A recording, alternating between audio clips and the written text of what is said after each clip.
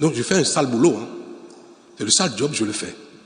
Mais je sais que l'histoire reconnaîtra que je l'ai fait pour l'intérêt commun. On ne peut pas vouloir se développer sans sacrifice. C'est impossible. Si on veut tout préserver, nos acquis, nos travers, nos faiblesses, nos souffrances, on veut tout préserver, le Bénin ne se développera jamais.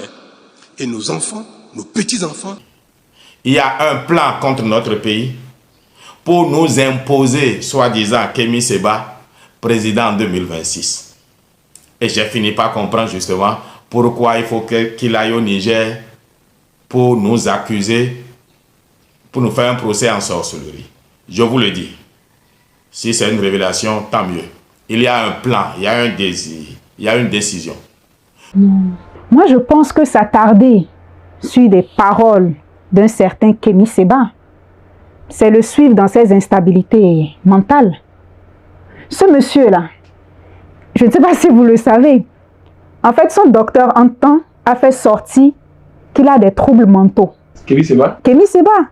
Il a des troubles de la personnalité paranoïaque, il a des troubles antisocial, je pense on appelle ça, et des troubles de narcissisme. Ce sont des gens qui ont besoin de montrer qu'ils sont au-dessus de tout. Qu'ils ont le pouvoir. Beaucoup sortent maintenant pour dire qu'ils sont patriotes, donc ils soutiennent aveuglement ce que le président du Bénin fait. Moi, je suis un patriote éclairé. C'est ça. Avec raison et rationalité. Allons-y. Oui, allons-y. Si nous parlons de souveraineté, nous parlons de souveraineté pour nous, nous parlons de souveraineté pour les autres. Donc, respect total en matière de souveraineté. C'est quoi depuis 4 jours, les Béninois sont en train de se perdre en tout cas.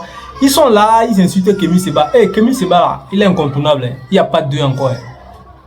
Les Béanzins, les Koguchi, Béanzins, les Kwakwa, les Corvier, tout ça là. Attention, hein. Attention les Béninois. Parce que, je ne sais pas c'est quoi vous comptez ou bien c'est parce que le président vous a, en tout cas vous pensez que votre président a raison, que vous voulez attaquer Kémy Séba. Non, moi je ne dis pas que votre président n'a pas raison. Même à l'extérieur ici, nous voyons tout ce qui se passe en Afrique. Nous voyons tout ce qui se passe. Donc, si vous voulez attaquer quelqu'un, franchement, par rapport à ces dits ou bien par rapport à ces jours, lamentez-vous, exprimez-vous, mais n'attaquez pas Kémy Séba en tout cas. Oui, mes chers compatriotes, nous pouvons et nous en avons les moyens faire en sorte que les temps qui viennent soient ceux du Bénin. Nous pouvons mériter que l'on parle de notre pays dans les prochaines années comme un exemple de réussite. Nous pouvons faire de notre pays une référence. Un peu de rigueur et de sérieux au travail, davantage de foi en nous-mêmes et plus de patriotisme nous seront nécessaires pour y parvenir. Tout cela est à notre portée. Nous avons commencé à voir qu'en faisant de ces vertus nos alliés quotidiennes, elles nous font progresser. Nous devons donc continuer dans ce sens. Si cependant il nous arrive de les considérer comme des sacrifices, nous devons alors nous convaincre qu'ils ne sont pas vains, car notre pays, le Bénin, mérite que nous... Parce qu'il n'a rien fait des choses de graves, il n'a dit que ce qu'il pense. Donc, vous savez très bien que Kémy Séba ne l'a jamais caché, parce qu'ici ils sont en train de s'impliquer, non, Kémy Séba est en train de chercher la présidence du Bénin. C'est pour cela qu'il est en train de s'attacher au niveau aux Nigériens pour aller dire des trucs là-bas pour faire. Est-ce que ça c'est logique? Kémy Séba n'a pas soif du pouvoir. Il n'a pas soif du pouvoir, non. Kémy Séba n'a pas soif du pouvoir. Donc, il a bien dit qu'ils vont bien sûr présenter au temps opportun, si les moments arrivent, que Dieu les permet, ils vont présenter un candidat. Que ce soit lui ou bien quelqu'un qui va présenter dans les groupes pour représenter ou bien diriger les Bénin. Bon, il n'a jamais caché. Mais d'autres sont en train de dire maintenant que c'est parce qu'il cherche la présence ou bien à gouverner le pays qui est le Bénin et qu'il est en train de faire ceci, il est en train de faire ceci. Non. On est en train de parler du pétrole du Niger, de la fermeture des frontières, de la présence. Il veut l'influencer. Et ça se justifie. Hein? Peut-être que vous n'en savez pas trop sur lui. C'est quelqu'un qui a vécu très jeune la séparation de ses parents. Donc il revoit dans la figure du président Talon ce père qu'il n'a jamais eu. Et il a cette obsession de vouloir l'attaquer, de vouloir se venger de prendre tout ce qu'il fait en négatif. Il compare le président Tala à son papa. À son papa. Alors que nous, c'est notre papa. Et nous ne permettrons pas qu'il continue à manipuler l'opinion des jeunes. Vous avez quel indicateur? Vous avez quel moyen de pression sur quelqu'un? Bien évidemment, il n'est plus français, à ce que je sache, qui est béninois, mais qui ne vit pas au Bénin. Quel moyen de pression vous avez pour lui, le contenu dans ce qu'il devrait être? Non. Vous savez, quand un fou vous dérange là, c'est quand vous lui prêtez de l'attention qu'il continue dans sa folie. Hein. Et il vous fait mal en intoxiquant non, de Niamey? Il se fait mal à lui-même. Parce que la jeunesse actuelle du Bénin, là, nous sommes conscients des réalités. Cette histoire de panafricanisme, de nos pères de l'époque, ils l'avaient fait pour révéler l'Afrique, les capacités, les forces de l'Afrique, et non pas pour entrer dans des discours haineux. Aujourd'hui, nous n'avons plus le temps de regarder en arrière. C'est l'avenir qui nous intéresse. Et nos réalités au Bénin ici, là, c'est l'énergie, c'est l'eau, c'est les centres de santé, ce sont les écoles, c'est le développement. Et toute la jeunesse devait aller dans cette dynamique de contribuer au développement du pays à travers les programmes d'action du gouvernement, à travers l'insertion dans des projets, se rendre utile. Kémy Séba, c'est une histoire révolue qui a besoin aujourd'hui de se donner une personnalité. Il a besoin de se convaincre de quelque chose qu'il n'est pas. Kémy Séba n'a aucun diplôme. Hein? Et puis, je ne pense pas que c'est ce qu'on recherche au Bénin. Lui, c'est normal, il était français. Je pense qu'il a même perdu sa nationalité. Il a besoin d'un refuge. Et il ne peut pas comprendre nos réalités. Quelqu'un qui est né en France, qui a ses parents naturalisés français, qui a vécu toute son enfance dans les rues de France, comment est-ce qu'il peut comprendre la femme qui est dans le marché là-bas et qui a besoin de vendre ses aliments pour pouvoir nourrir ses 6 enfants dans la maison? Ce dont on a besoin aujourd'hui, ce sont des patriotes. Des gens qui pensent au développement du pays. Pas des gens qui vont aller raconter des bêtises pour défendre un pays extérieur. Si réellement des gens sont panafricanistes là, normalement ils devaient déjà être patriotes. C'est par là que commence le panafricanisme. Lorsqu'on écoute un Simi Keba ou Nathalie Yam, ces gens qui confortent la position de Niamey. J'ai suivi récemment une vidéo de Kémy Séba dans laquelle il insistait que contrairement à l'histoire de la base militaire française au Bénin, que c'est des légionnaires français, mais de peau noire, qui rentrent au sein de l'armée béninoise, se confondre en notre armée pour lancer des projets d'attaque du Niger. Lorsqu'une junte au pouvoir apprend ces genres d'informations, est-ce qu'elle sera disposée à ouvrir la frontière de son côté? Des forces armées françaises au niveau du Bénin, ce qui déplaît beaucoup aux Nigériens, qui ne les inspire pas la confiance au président Patrice Talon. Parlons des vraies choses, de ce qui se parle, de ce qui se passe normalement. Donc, ne vous trompez pas des combats, parce que moi, je ne suis pas d'accord. Parce que moi, souvent, j'accepte, je prends les propos de chacun, la version de chacun, ce que chacun pense, pour mettre au courant, pour essayer de faire écouter mes abonnés ou bien ceux qui me suivent en tout cas. Mais cette fois-ci, moi, je pense que je vais donner mon avis. Je ne dis pas que Kémy Séba a raison de son combat ou bien le président n'a pas raison. Je ne suis pas en train de juger quelqu'un. Mais du fait qu'on s'attaque à Kémy Séba, moi je pense que c'est une erreur. D'accord, il a confirmé devant les Nigériens que non, il y a vraiment des militaires qui ont les preuves. Des militaires qui la présence des militaires du président Macron au niveau du Bénin. Ce qui inquiète les Nigériens. Il a confirmé que normalement lui il a la preuve. C'est ce qu'il faut demander, c'est de pouvoir. Maintenant, les autres, il a tendance à occulter. Non, raisonne là, monsieur. A dit qu'il ne faut pas me répondre, il faut raisonner. À mon humble avis, raisonne. Parce que, je veux pas. Allez-y. Il faut qu'il raisonne, il ne faut pas qu'il me réponde. Bon. Allez-y. C'est important, raisonne. Ok. Alright. Donc, ceux qui parlent de, comment dirais-je, souveraineté du Bénin, qui parlent de ce que je ne connais pas, moi, je ne sais pas ce que vous avez dit souveraineté. Si vous ne reconnaissez pas la souveraineté au Niger, vous ne reconnaissez pas la souveraineté au Bénin. Ça, c'est moi, mon principe. Et c'est la base du raisonnement. À partir de là, le moment, rappelez-vous que il y a d'autres même qui évoquent aussi le Tchad pour dire mais il y a les Français au Tchad. Pourquoi les Nigériens ne disent pas que on n'a qu'à fermer les frontières avec le Tchad? Écoutez, ici il s'agit d'une question de la confiance, de la sécurité et du leadership. Si j'ai confiance en le leadership, rappelez-vous que au début de la crise, notre président a été invité à partir au Niger pour négocier. Ça n'a pas eu lieu.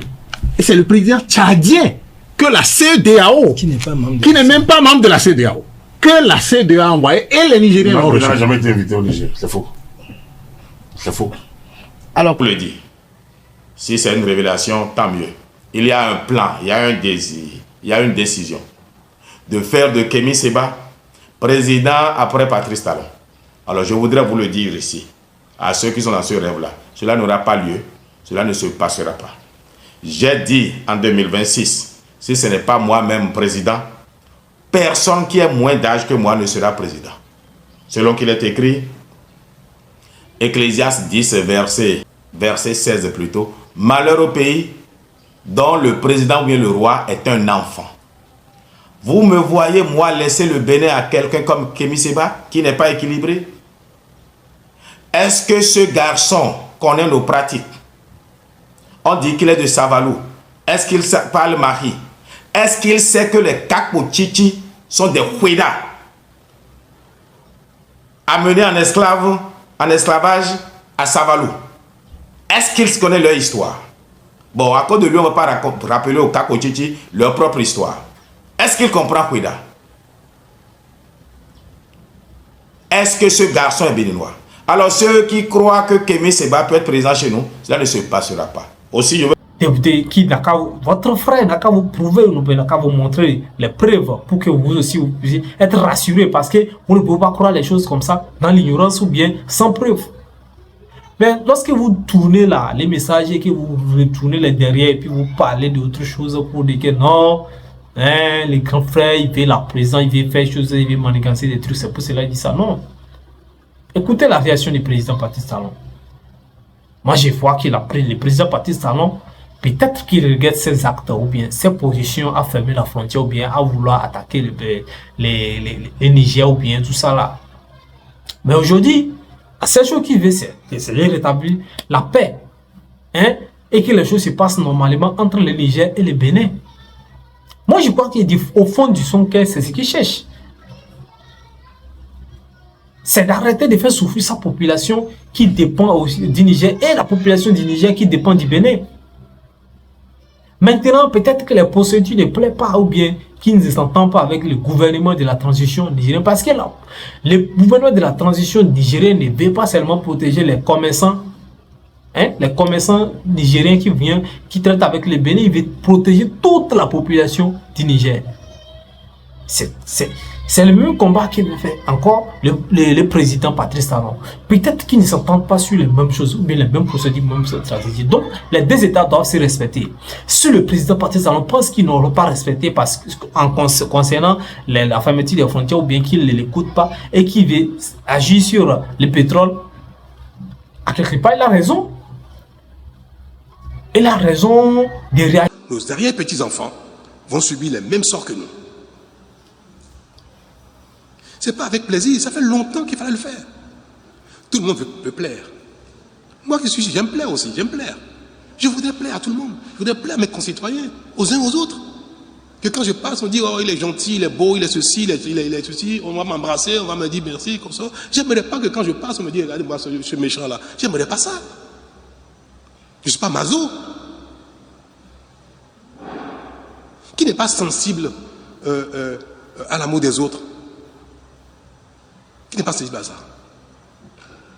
Mais notez bien que j'aime plaire moi aussi. Et je voudrais bien plaire à tous mes concitoyens si je pouvais le faire. Mais ce serait contraire à la mission que vous m'avez confiée. Parce que vous ne m'avez pas élu pour plaire. Vous m'avez élu pour régler les problèmes qui se posent au Bénin. Y compris même les problèmes difficiles. Y compris les réformes difficiles. C'est ce plaire-là qui m'observe, c'est-à-dire que je voudrais pouvoir observer à la fin. C'est fut dur pour lui. Mais il a essayé. Ce fut compliqué pour lui, mais il a essayé. On lui a craché dessus, on l'a insulté, on l'a jeté la pierre, mais à la fin on va dire quand même chapeau. Donc je fais un sale boulot, hein. C'est le sale job, je le fais. Bon, de toute façon, j'espère qu'Akapris va me laisser parler aujourd'hui. La crise commence le 26 juillet, n'est-ce pas? Et le président, notre président, après donc la réunion, je crois que je sais pas si c'est la réunion de la CEDEAO, juste après sa rencontre avec le président de la CEDEAO, est sorti sur le perron. Le président de la CEDEAO, c'est-à-dire le président Tinubu était à côté de lui. Le président Tinubu n'a pas parlé. C'est lui qui a pris la parole. Nous irons faire de sorte que la force déloge ceux qui ont pris le pouvoir de façon anticonstitutionnelle. Après, le chef de l'État a dit qu'il y a un temps pour prendre hâte et il y a un temps quand même... Non, mais écoutez, vous êtes dans un quartier, vous avez un voisin, le voisin immédiat à vous, ok? Il se fait il y a des lois qui disent que vous ne devez pas taper votre femme ou vous ne pouvez pas faire quelque chose. Et il se fait qu'il y a des bruits dans la maison et c'est que votre femme a été tapée. Et le voisin sort, et dit, nous allons utiliser la force pour vous déloger de là. Et effectivement, dans la période, c'est-à-dire le 26, du 26 à la période où vous et moi, nous parlons maintenant là, il y a eu du passage par ici, comment on appelle, les militaires, les accords avec les militaires français, les accords avec les militaires américains, et dans le même temps, les Nigériens sont en train de demander à ces forces-là de quitter son territoire.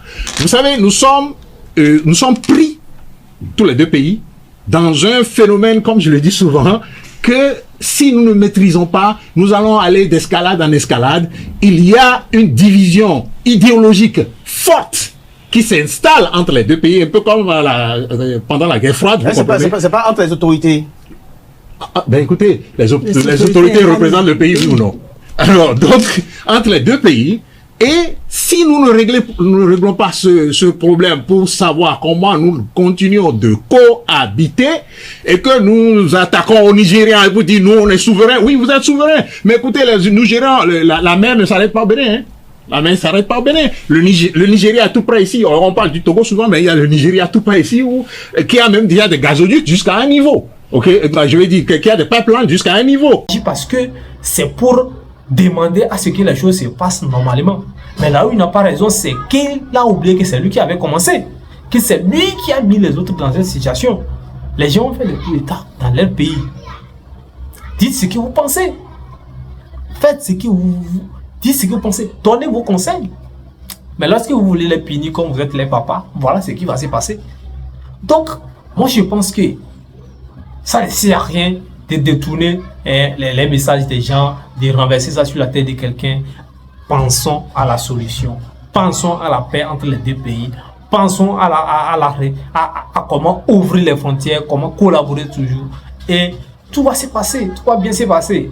Donc, chers frères et sœurs, c'est ce que moi j'aimerais partager avec vous. Vous avez écouté la réaction de chacun et de chacune par rapport à cette situation entre le Bénin et le Niger. Donc, que Dieu doit amener la paix dans ces deux pays parce qu'on n'a pas besoin de l'insécurité ou bien de la violence pour faire quelque chose qui pourra évoluer ou bien pour faire quelque chose dans ces pays. Donc, c'est très important, la paix, la sécurité, le respect des règlements, le respect mutuel entre les deux pays et les deux présidents et les deux gouvernements aussi. Donc, c'est très important. Donc, chers frères et sœurs, c'est la fin pour ce numéro. Si vous êtes nouveau de région, n'oubliez pas de vous abonner, d'activer la cloche de notification. Le Bénin est en plein développement, le Niger également en plein développement. J'espère qu'ils vont trouver un terrain d'entente et tout va bien se passer. C'est tout ce que nous souhaitons. Donc, ceux qui disent leurs avis et tout ça là, bon, chacun a le droit de dire ce qu'il pense, mais faites beaucoup attention. On a du réel respect pour le président Patrice Talon parce que je sais qu'au fond du cœur, c'est du bien qu'il cherche pour son pays. Peut-être qu'il y a certains moyens qu'il emploie qui ne nous plaît pas ou bien qui ne plaît pas à d'autres personnes également, mais je sais du fond du cœur. Pour le président ou bien le gouvernement du Niger, bon, on n'en parle plus. Nous savons très bien leurs conseils, leurs objectifs. Leur objectif, c'est de sécuriser leur pays. Donc, ce qui va arriver, c'est après. Donc, chers frères et sœurs, d'ici là, portez-vous bien. Que Dieu vous bénisse.